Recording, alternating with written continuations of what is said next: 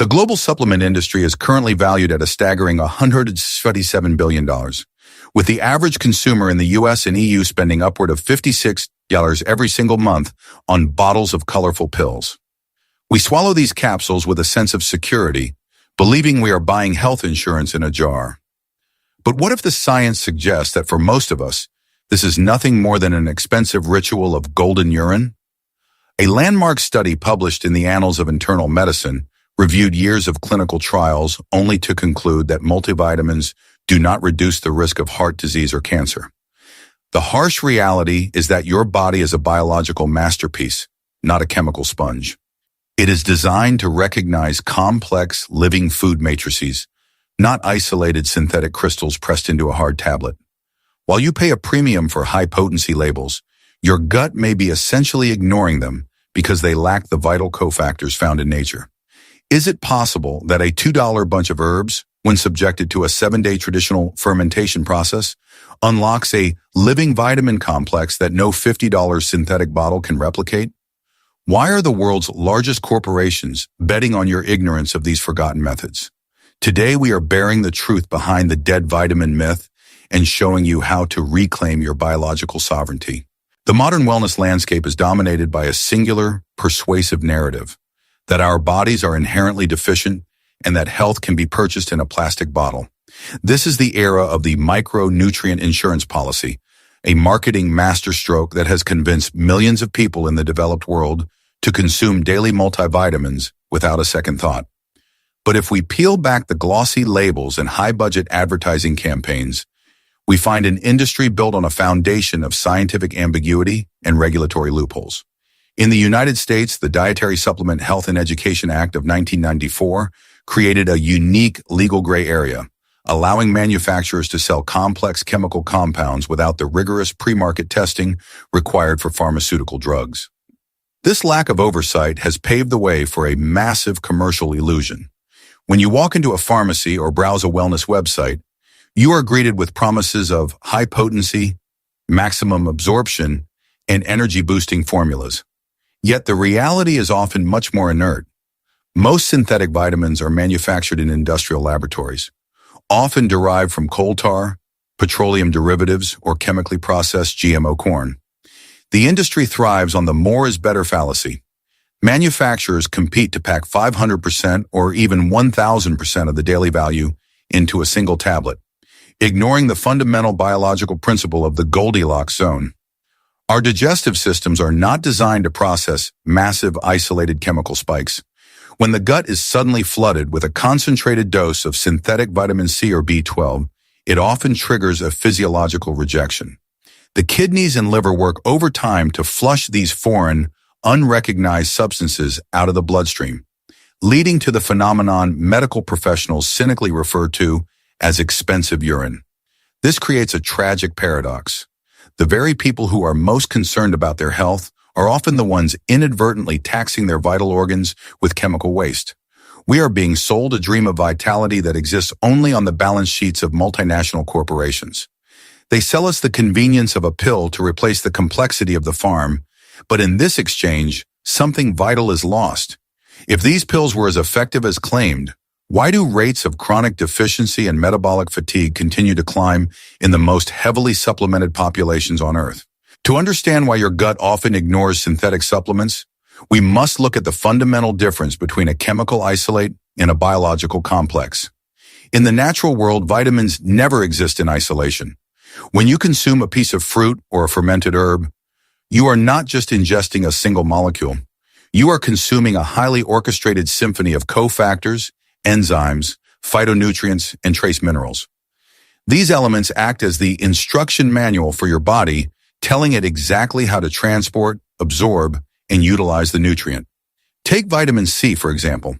In most supplements, vitamin C is sold as pure ascorbic acid, a molecule synthesized in a lab that is chemically identical to one part of the vitamin C complex found in nature. However, in its natural state, vitamin C is surrounded by bioflavonoids, tyrosinase, and various proteins. Without these delivery drivers, the body often struggles to recognize the ascorbic acid as a usable nutrient. It's like being handed a car engine without the wheels, the fuel tank, or the steering wheel. The core component is there, but the system cannot function. This mismatch goes deeper than just missing components. Many synthetic vitamins are chiral mirrors of their natural counterparts.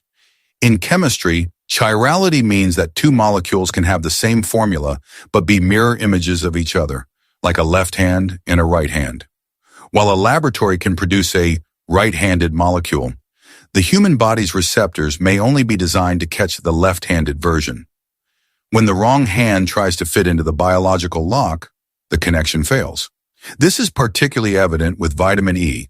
Synthetic versions, urine-alpha tocopherol, have significantly lower biological activity and are retained in the body for much shorter periods than natural vitamin E, D-alpha tocopherol.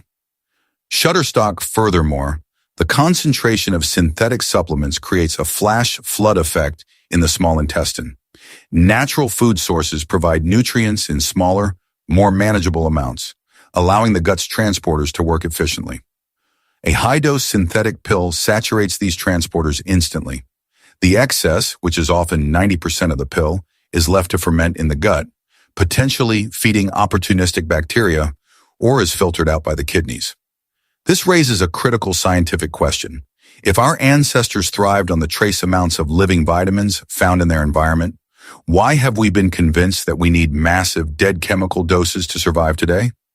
The industry relies on your belief that potency equals efficacy. But in the realm of human biology, the source is far more important than the dose. We have traded the complex intelligence of plants for the sterile simplicity of the laboratory, and our digestive systems are paying the price for this biological mistranslation. If the laboratory represents the sterilization of nutrition, fermentation represents its resurrection. While the supplement industry relies on high-heat processing and chemical stabilization, methods that often render delicate vitamins dead before they even reach the shelf, fermentation uses the living intelligence of microbes to enhance, protect, and pre-digest nutrients. This is not merely a method of preservation, it is a biological factory that operates at room temperature, transforming simple raw materials into highly bioavailable medicine. The true magic of fermentation lies in its ability to break down the indigestible barriers of the plant world. Many of the most potent compounds in herbs and vegetables, such as polyphenols, flavonoids, and certain B vitamins, are locked behind tough cellulose walls or bound to anti-nutrients like phytic acid. In a raw or dried state, the human digestive system can only access a fraction of these compounds. However, during a 7-day fermentation cycle, lactic acid bacteria and wild yeasts produce enzymes that systematically dismantle these cell walls. This process releases the active compounds in a pre-digested form that the gut can absorb almost instantly upon contact. Research in the field of nutritional science has shown that fermentation can increase the bioavailability of certain polyphenols by more than 400%. But it goes further than just extraction. These microbes are also master synthesizers. As they consume the natural sugars in the base ingredients, they produce a byproduct of essential nutrients that were not present in the raw plant, including vitamin K2, various B-complex vitamins, and short-chain fatty acids like butyrate, which fuel the lining of the gut itself. Contrast this with a synthetic multivitamin. The pill is a static, inert object. A fermented tonic, however, is a living ecosystem. It contains the nutrient, the enzymes needed to process that nutrient, and the probiotic bacteria that prepare the gut environment for absorption. It is a complete, self-contained delivery system. When you consume a traditional fermented ginger bug or a herbal oxymel, you are not just taking a supplement. You are introducing a workforce of microscopic allies that ensure the nutrients actually reach your bloodstream. The tension here is undeniable. Why has modern science prioritized the extraction of single dead molecules over the cultivation of living, complex systems? We have been taught to fear bacteria, yet it is these very microbes that hold the key to unlocking the true potency of the plant kingdom. As we move from the sterile lab back to the active kitchen, we begin to see that the most effective health interventions are not manufactured. They are grown. The dead vitamin phenomenon is a relatively modern invention, a byproduct of a world that prioritized shelf life and standardization over biological vitality. Long before the first pharmaceutical laboratory synthesized a single molecule, human civilizations across the globe had already perfected the art of living nutrition. They didn't view health as a series of isolated chemical inputs, but as an ongoing relationship with the microbial world. In Eastern Europe, the traditional Kvass was more than just a drink. It was a deeply fermented blood tonic, rich in B vitamins and enzymes that protected the liver and cleansed the system. In East Asia, the intricate art of koso involved fermenting dozens of seasonal plants with sugar and wild yeast to create a concentrated elixir of enzymes. In the Mediterranean, the ancient Oxymel, a blend of raw honey, apple cider vinegar, and potent herbs, was used to bridge the gap between food and medicine. These cultures understood something that modern industrialism has intentionally obscured: the element of time. True bioavailability cannot be rushed. It takes days, weeks, or even months for microbes to unlock the hidden potential of a plant. In contrast, the modern supplement industry is built on speed. To produce millions of pills, manufacturers use high-speed presses, synthetic fillers like magnesium stearate, and chemical glazes to ensure every tablet looks identical. In this rush toward efficiency, the delicate bioactive compounds, the very things that make the herbs effective, are often oxidized or destroyed by heat. The transition from the community fermenting crock to the sterile pharmaceutical bottle was not just a change in technology, it was a shift in power. Fermentation is a democratic, decentralized art. Anyone with a glass jar, some salt or honey, can create potent medicine in their kitchen. The supplement industry, however, is a centralized hierarchy.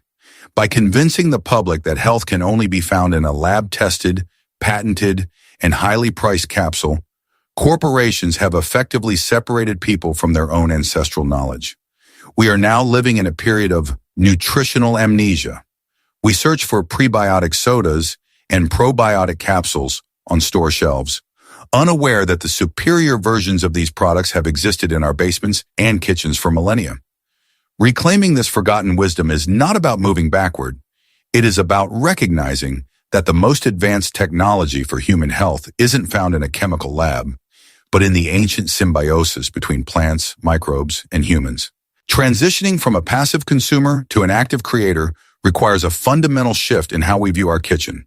It is no longer just a place for meal preparation. It is a biological laboratory where we can resurrect the nutrients that industrial processing has killed. To create a living, bioactive supplement at home, one does not need expensive centrifuges or chemical reagents. You only need three elements: a botanical source, a traditional medium, and the element of time. Let's look at the living herbal oxymel as a primary example. This ancient method uses a dual solvent approach: raw apple cider vinegar to extract alkaloids and minerals, and raw honey to preserve and ferment. Unlike a synthetic pill that sits in your stomach like a stone, an oxymel is a liquid predigest that hits the mucous membranes of the mouth and throat, signaling the digestive system to prepare for absorption immediately. By placing fresh herbs like ginger, rosemary, or nettle into this medium for 2 to 4 weeks, the acetic acid in the vinegar breaks down the tough plant fibers that your stomach acid often misses. The honey provides the fuel for wild microbes to begin a slow, gentle fermentation, creating a complex syrup that is rich in enzymes and organic acids. For those seeking a more potent probiotic punch, the ginger bug method offers a gateway into true microbial diversity. By simply feeding a mixture of water, sugar, and fresh ginger over the course of 7 days, you cultivate a wild colony of lactobacillus and natural yeast. These microbes consume the sucrose, transforming it into carbon dioxide and beneficial lactic acid. When this bug is added to herbal teas or fruit infusions, it creates a carbonated living beverage that outperforms any store-bought prebiotic soda in both microbial count and enzyme activity at a cost of less than $2 per jar. The process is remarkably simple, yet it demands a level of mindfulness that the supplement industry has tried to erase. You must watch for the bubbles, smell the transformation from sweet to tart, and respect the temperature of your environment. This is slow medicine. By engaging in this DIY process, You ensure that every drop of your supplement is unpasteurized, unfiltered, and brimming with the cofactors necessary for human health. Why have we been conditioned to believe that a factory in a different time zone can care for our health better than our own hands? When you brew your own living supplements, you are not just saving money. You are opting out of a sterile, failing system and re-engaging with the biological reality of your own body. You are no longer just taking a vitamin. You are cultivating vitality. While the shift from synthetic pills to living, fermented supplements is scientifically sound, it must be approached with the precision of a laboratory, even in a home kitchen. Fermentation is a biological process involving live organisms, and as such, it requires strict adherence to safety protocols. One cannot simply set and forget a ferment without understanding the environment. The most critical factor is the prevention of pathogenic contamination. Using non-chlorinated water and non-iodized salt is not just a traditional preference. It is a chemical necessity to avoid killing the beneficial bacteria you are trying to cultivate. Furthermore, the potency of these traditional preparations can sometimes interfere with modern medical treatments. For instance, a highly bioavailable ginger ferment can significantly thin the blood, posing a risk to those already on anticoagulant medications. High concentrations of honey and sugar in oxymels and bugs must be managed by those with metabolic sensitivities. It is vital to monitor pH levels to ensure an acidic environment, typically below 4.6, which naturally inhibits the growth of harmful bacteria like botulism. We must respect the power of these living substances. They are not magic bullets that bypass the need for professional medical advice, but rather tools for a more conscious, integrated approach to wellness. True health sovereignty is built on a foundation of both ancient intuition and modern safety standards. The dead vitamin myth persists not because of a lack of science, but because of the immense profitability of convenience. We have been conditioned to believe that health is something we can simply purchase, a transaction that relieves us of the responsibility to understand our own biology. However, the evidence is clear. Our bodies are designed for the living complexity of nature, not the sterile isolation of the industrial laboratory. Choosing a traditional ferment over a synthetic pill is more than just a nutritional decision. It is an act of reclamation. It is a refusal to let multinational corporations dictate the value of our well-being through marketing and regulatory loopholes. By returning to the glass jar and the elemental power of microbes, we bridge the gap between ancient intuition and modern scientific reality. We invite you to rethink the contents of your medicine cabinet and rediscover the vitality waiting in your kitchen. If you found this deep dive into the supplement industry enlightening, consider subscribing to help us bring more forgotten truths to light. Share your experiences with traditional fermentation in the comments below. Has a living tonic changed your perspective on health? Your engagement helps build a community of conscious individuals dedicated to biological sovereignty. Remember, true health isn't manufactured in a lab. It is cultivated through knowledge and time.